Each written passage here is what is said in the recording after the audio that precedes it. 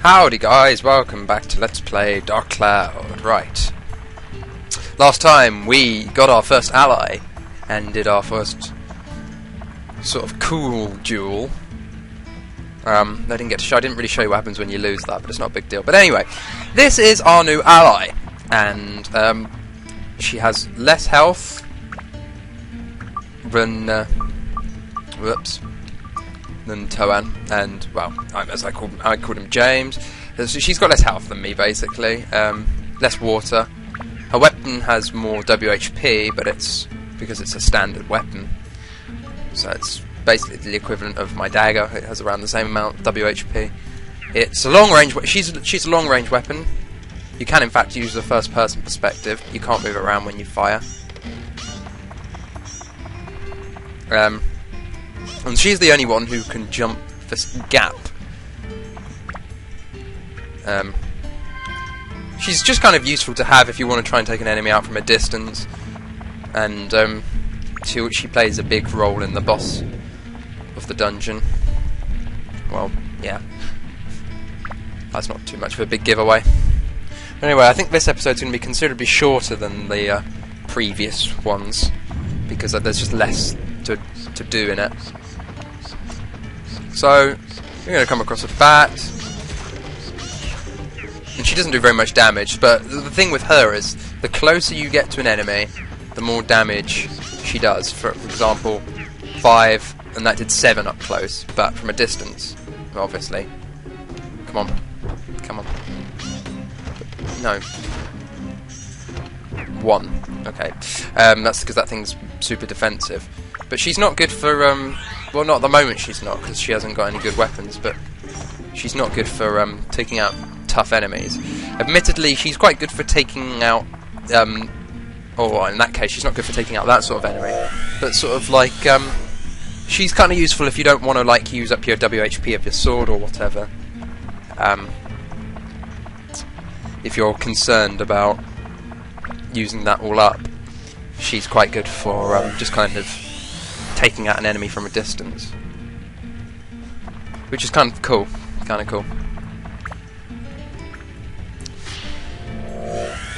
So, funnily enough, I've just shot these episodes right next to one another. I literally have just been recording for the past quarter of an hour, well, 3/4 of an hour, sorry. Not that I have a problem with that. But I do want to get back to watching Friends in a minute. Yeah, I'm a bit sad for watching Friends. It's funny though. I like Friends. That's the thing. When I came to uni, I didn't like it very much.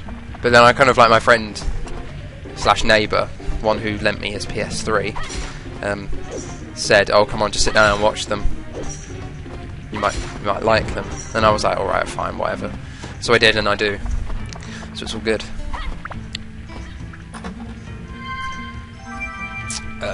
Ice gem. They're kind of useful to have if you're running out on WHP. So sometimes, most of the time, you don't want them, but then, so you sell them. But then, when you really need them, of course, you don't have them. See, I reckon this weapon should have the fragile ability, because that's kind of what this weapon is. It's very, very, very fragile and very weak. Very easy to break. It's already got endurance on it. I don't know what it actually needs to build up. Some stuff. I don't really want to build it up. That's kind of counterproductive. So, for instance, like, let's use her on. I tend to stick to the sword guy unless I'm specifically trying to level someone's weapons up.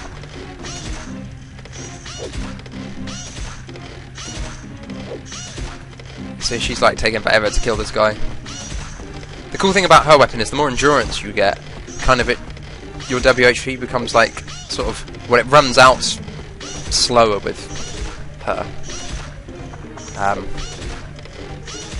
Like, if the endurance becomes really high, instead of like taking 1 WHP off every single shot, it'll take maybe, like, sometimes it takes 3 shots to take off 1.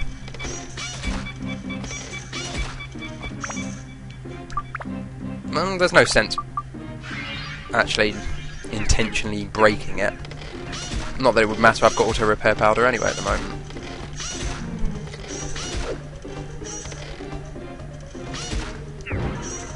Ooh, right in the face. Plus it's kind of good to have some... Oh yeah. Yeah, that's the other thing to mention. Only the boy can ever open Atla. So I've got a fence. I don't know. There's nothing really special going on in this floor of the dungeon, I don't think. You might like start to find some of the characters that appear later. And I'll get my fishing rod fairly soon if I've got Owlnet's house. And I don't know if I've got Owlnet yet. Let's have a look. I've got a house, haven't got any of the characters. But I have I have the steps for it, so that's all good. So we're going to come up round here, and totally out of stuff to say. Yeah. That's what happens when we record for like 45 minutes. You do run out of stuff to say. I could like talk about this place, but of course, because all the rooms look the same. Oh, that's something I never... Oh, frick. See, that's why I bought some stuff earlier on. Some stand-in powder. And for being the one who died, he doesn't get the experience, I'm afraid, for his weapon. So, this is why I also bought these, because revival powders can only be used on people who are dead, and it's the only way to fix them up. They're just going to give me some money. Let's kill this cave bat.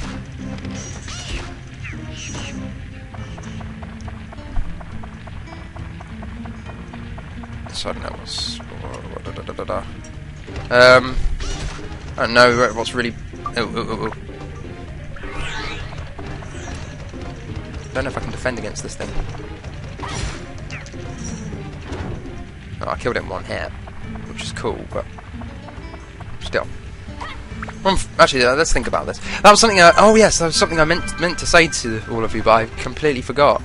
There is a very specific enemy on this game. Oh no!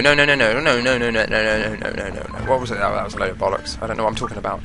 No, what I was going to say is, if I go back to do a dungeon floor, you will notice that the map will never look the same. And that is because, I'm pretty sure you might have guessed this by now, but each floor of this dungeon, or any dungeon for that matter, is randomly generated. Meaning, obviously, the layout of the place is different every single time. Except for boss rooms, which are obviously pre-rendered and stuff. But the point is, you know what? I've got a really good idea. I'm going to stop leveling this up, I think. Well, that needs 50 to level up. That's a bit much. But I've got... Oh yeah, that was something else I picked up on the back floor. Or not the back floor, when I went back through the dungeon. Anyway. What I'm going to do with this is... I'm basically going to make my kitchen knife and break it down into this sword. Because it has quench, and I want to eventually break this weapon down into the weapon that I get in the next town, which like I said, is a step in like the first step in a chain to make the best weapon in the entire game. So there's no sense in not pursuing that, I suppose. But anyway, so let's see. Now we need to come down here, and here we go. So now this is the whole point. You need to switch characters more often.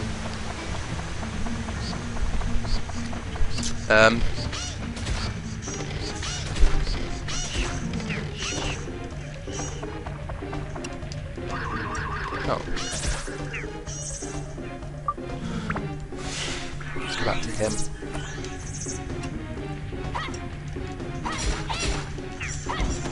There you go. No.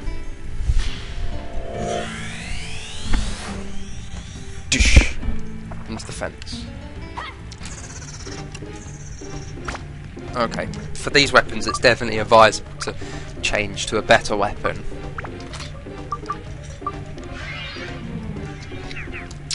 So that you can pass on the... well, basically it means you don't use up as much WHP with the weapon that you're using, which you're trying to drag up.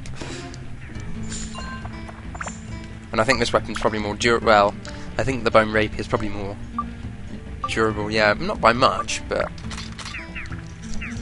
has more WHP and it's more durable, so it makes more sense to do it this way, and it's more powerful. So obviously, in the long run, it requires less hits. So the endurance has basically like been boosted majorly. But yeah, I've got Dran's horn, and that goes on his windmill. Horn being an actual horn, not as in a penis. If you were thinking that. Well, it drifted into my mind, so that must mean I'm the sick one here, right? For me to even think that, I must be sick. Damn it, my headset! Sorry. Anyway, we're pretty much done with this dungeon. Well, not this dungeon, this floor. And then after this one, there's only 5... yeah, wait, there's only 5 left, I think. Floor 14 is the last floor, which is, like this. The floor 15 is the boss floor.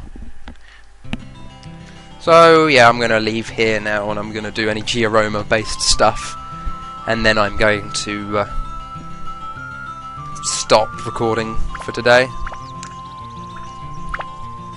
So let's sort out Owlnet's house. I'm just going to dump it here.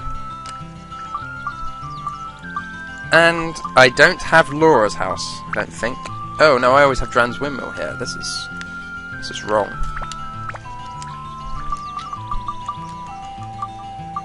Oh, I've got his horn. That helps. I don't think I have Laura's house yet. Still missing quite a bit of the village, actually. But I have more stuff. So let's just dump all this crap.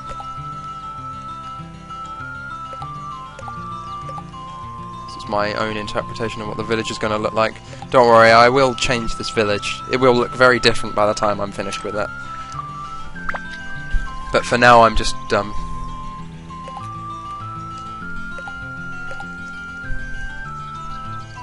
oh, can't go there. That's mean.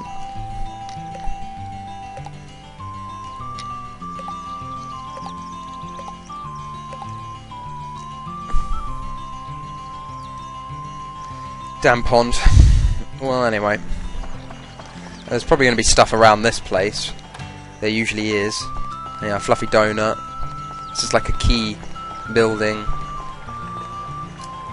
Even though I've only got the one thingy. One thing I'm surprised about is I haven't come across any Fruit of Edens yet. Fruit of Eden being a very particular item which... You know, I got those gourds, or gourds, whatever, I can't remember how they're pronounced. In fact, I think I had this discussion with you last time that I don't know how to pronounce it. But anyway, there's ones that boost your water, and then there's ones that boost your health, which are called Fruit of Eden. And they boost it by, boost your health by 10. And it's just I haven't come across any of those yet, and that's bad, because at this point I normally have more health. Holy's always up here. There's more to this windmill. I think I get more stuff later on, because I haven't really done it all. But anyway, feels like I'm playing Minecraft. That's not the door out of here. That's the door out of here.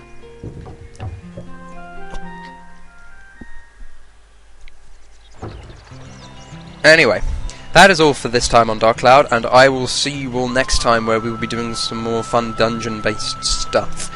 And potentially very soon we'll be coming up on something very, very, very, very evil. Anyway, I'll see you later.